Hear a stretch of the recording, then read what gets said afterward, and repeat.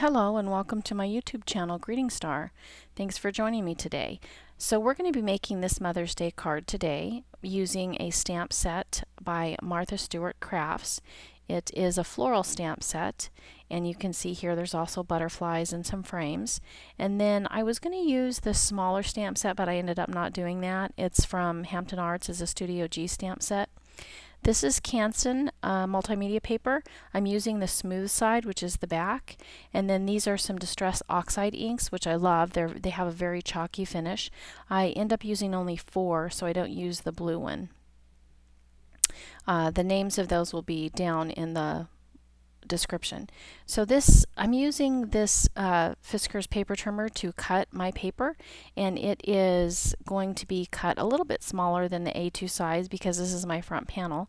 So it's going to be a 4" by 5 1/4. And these Spellbinders circle nesting dies I'm just going to use to draw a circle on my panel so I'll know where to stamp, just as a guide. And so these are the flowers I've chosen. I've chosen to use one large and then one small flower to go around the edge. And so I chose 3 large ones and 3 small ones that sort of go together. And here's a little leaf that I end up using. Now some of these stamps are new. You can see how it was didn't pull away from the page real easily. That means I've probably never used that stamp before, so I just used an eraser to go over it to kind of clean it and condition it and get it ready for stamping the first time. Sometimes these clear stamps tend to not ink up very well, so I did decide to go ahead and use my We Are Memory Keepers Precision Press Stamp tool because I wanted to make sure that if the first stamp wasn't a good image, then I could restamp it without misplacing it on the page. So this allows me to get precision positioning when I use this tool. So I can stamp 2 or 3 times to make sure I get a real solid image on the page and I don't have to worry about misaligning it at all. So that makes it a wonderful, wonderful tool. Sorry about that little side there, that I was just testing something. So you can see how these Distress Oxide inks have a really nice soft finish. Since this is a Mother's Day card, I think that'll be perfect because it has that very chalky feel to it, and well, I don't mean feel, but the look of it. So here we go. What I'm doing is I'm choosing to stamp the larger flowers 3 times, and I'm going to do the same with the smaller flowers. Our eyes tend to be drawn to things that occur in odd numbers instead of even. So that's why I'm choosing to stamp 3 of each of the larger stamps. And then I'll fill in any gaps with the leaves. You'll see that a little bit later.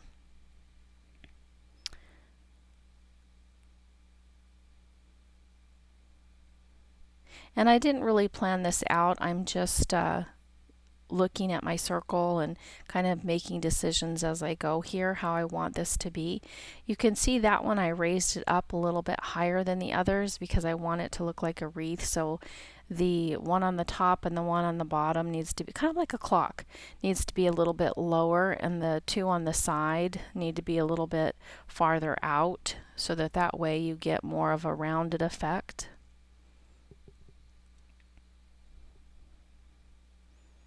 And then you can use the smaller ones to fill in any gaps.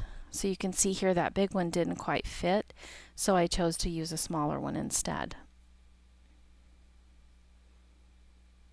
Now here is where I'm going to, nope, that's not the leaf, that's the flower, that's still the flower.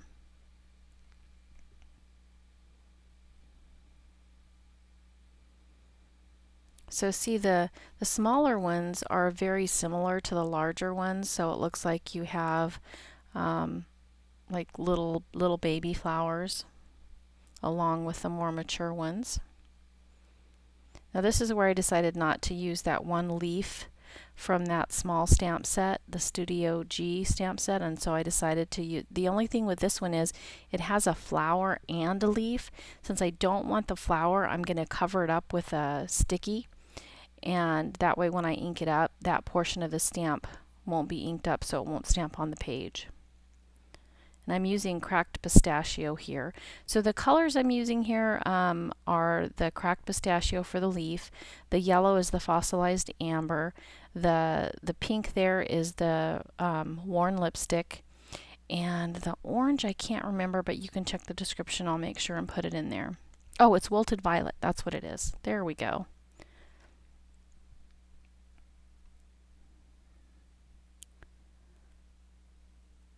So I kind of fast forwarded here so that you could get to the whole effect of the finished wreath. And I think I decided to add a few really small flowers, I think smaller than what I have on here, just to give it more of a dainty effect and to fill in any pieces that don't look as round as they should. So here I decide to erase the pencil line, and then I'm going to clean up a little stray ink mark here that I have with this X-Acto knife. I'm just trying to scratch it away. And to cover it up, I decide to stamp some smaller flowers around the inside of the wreath.